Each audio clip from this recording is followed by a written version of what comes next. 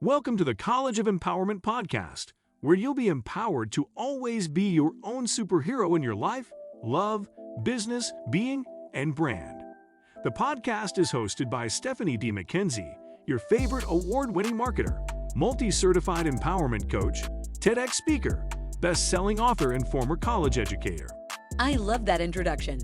And let me add, once you're done with this episode, be sure to check out the open and paid courses in the College of Empowerment to support your mission, your mindset, and your brand and marketing strategies. Check, check, check, check, check, check, check.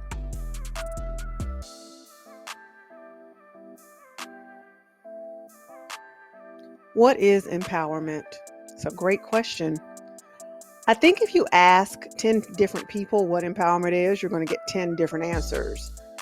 I think that for me, it is definitely the opposite of being disempowered.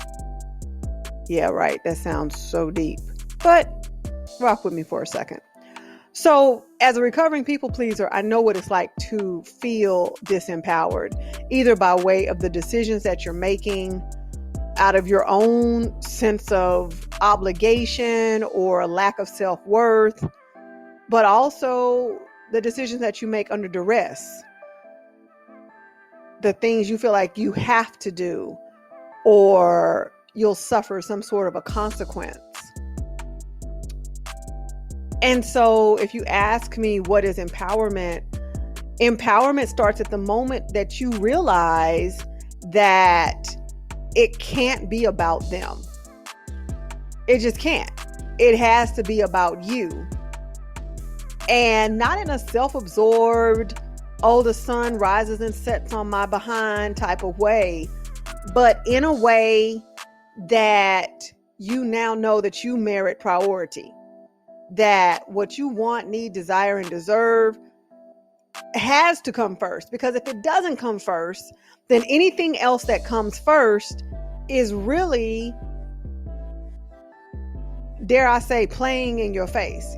Literally, you're playing in your own face because you're living a life of total deception. Your life is a complete untruth because you're saying that other people are more important than I am. Well, that's a lie. But in order to tell the best lie, you got to lie to yourself first. And so you're literally living a lie, because other people coming first is completely antithetical to the life that you're intended to live and the mindset that you need to have in order to get to the places you want to go and live in abundance and live in ease. Part of the reason why we continue to struggle is because we're complicit in our own struggling.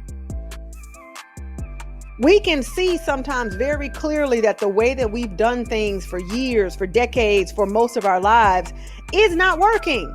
But then we choose to say, well, I don't know, man. I don't know if that's going to work out for me. And I'm like, well, this isn't working out for you.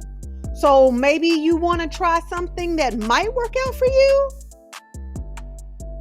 And I don't care who you are, and I don't care, how many people rely on you and what kind of precedents you set as far as being the fixer, the giver, the strong one, the rescuer, and of course, the one with the cape.